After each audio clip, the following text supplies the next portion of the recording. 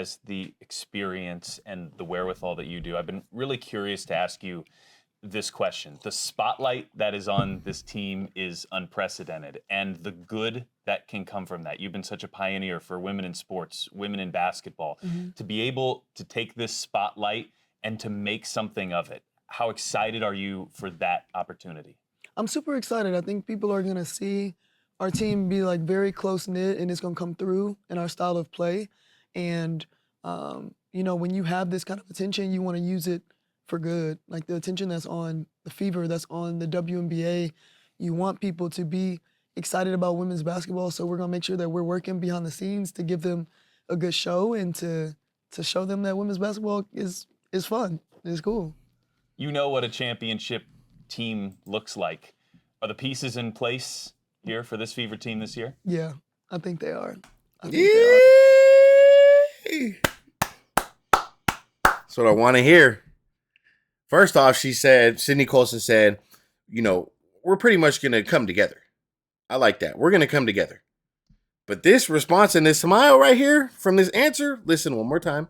Style of play. One more time. The attention about women's basketball. Show them that women's basketball is. Are the pieces in place here for this Fever team this year? Yeah, I think they are. And then after this segment, then you could just cut to us winning a championship. It'll be fire. We'll go back. Championship mindset. Nothing wrong with that. I have no problem with it. Look at the smile. And I'm pretty sure, man, everybody knows this team is capable of winning a championship. I watched majority of her interview. I recorded most of it. And then a lot of it is kind of repetitive from her first interview. So I don't think I'm going to put it up. But I love her mentality and her mindset. Sydney Colson knows. And like I keep saying, she was part of the Aces. She's going to know if a team, based off work ethic, how these players go about their day, how do they go through practice, how do they go through the weight room. She's going to know if this team's a championship roster or not. She's one of the older ladies in the league. She's a veteran. She's been around multiple different girls. She knows what's talent, who's going to work hard, or who's effing around. So I'm excited. She sounds very happy. Look at her smile. We're going to finish the interview, but the mindset is there. She thinks that this roster, championship. She's calling it now. Raise that banner, clip it up, make a dope little video, whatever the case is. She's calling it. Segment, then you could just cut to us winning a championship. It'll be fire. We'll go back maybe in September, October, and come right back to here, and we'll remember this moment. Think so. Final thought here. What's your message to this massive fan base that has embraced you since the announcement of the signing, but for the first time is kind of getting to know you a little bit one-on-one here? What's your message to all these new fans that are coming on board with you and have been on board here with this team? I'm super geeked to be here, thrilled. I think it's gonna be so much fun. They're gonna feel our energy and excitement in the way that we play.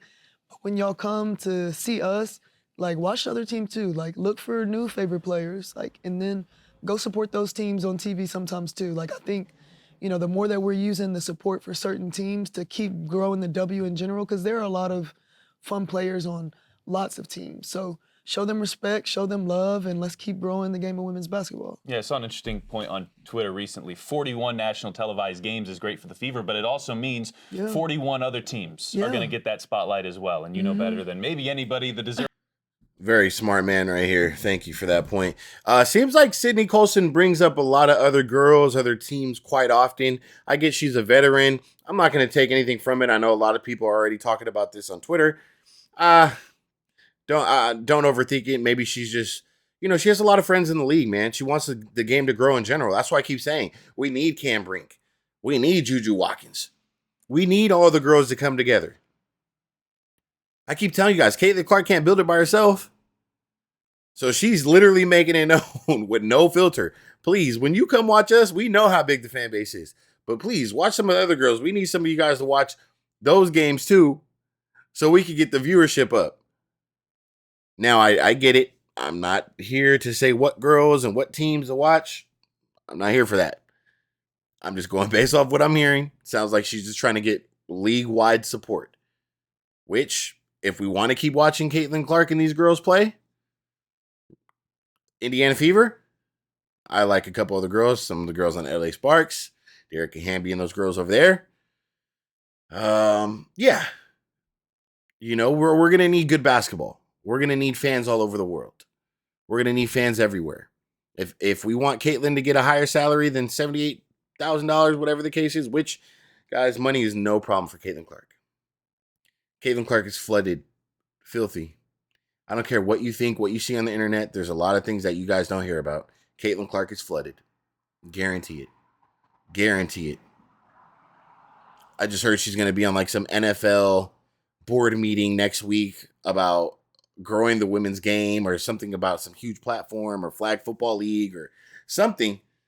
Like, Caitlin Clark was just on a Netflix series. Caitlin Clark is on like big time shit, like boss CEO, boss, like wealthy money shit. Like, she doesn't really need dude, Caitlin Clark could have fucking any brand from Dippin' Dots, Burger King, In-N-Out, whatever food chain you think of, all state to all insurances, Targets to fucking whatever Ralph's or whatever store you shop at, Hardee's or what's the other store, whatever. I don't care what brand you think of. Caitlin Clark could have any of that. I think Caitlin Clark is doing like some real serious like money stuff on the side that a lot of people probably don't know. You know what I'm saying? I'm not here to assume anything or call anything out. I'm not assuming anything, but like spread anything. But come on, man. Like the Eli Manning thing, though, that's like money shit. Like, that's a lot of money. You know, there's got to be something in there for her where it's like residual this or something that. I know she's working on her foundation and things like that, but let's just stick here. You know, Sydney Colson, shout out to her. Welcome to the Indiana Fever. She's going to have a lot of content for you guys. She's going to be funny. She's going to be herself.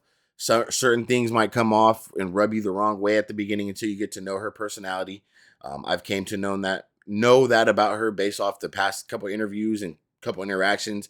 Her at the Pacers game, I've noticed her just natural capability to throw you off if you don't know her, and she's just joking about it.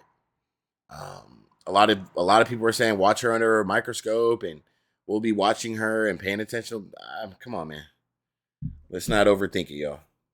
So that's what I got for you guys, man. Shout out to Sydney Colson. Shout out to the Indiana Fever. Shout out to you guys. Appreciate you guys. All the comments, everything, the donations. I appreciate it so much. I'll get back to you guys with some more content. If there's anything I didn't cover about this interview that you guys want to drop down below. Like I said, I recorded already half of this. I don't know if I'm gonna put it up because a lot of it was repetitive from her last interview. So I'm gonna catch you guys on the next one. Let me know what you guys think. I'm out.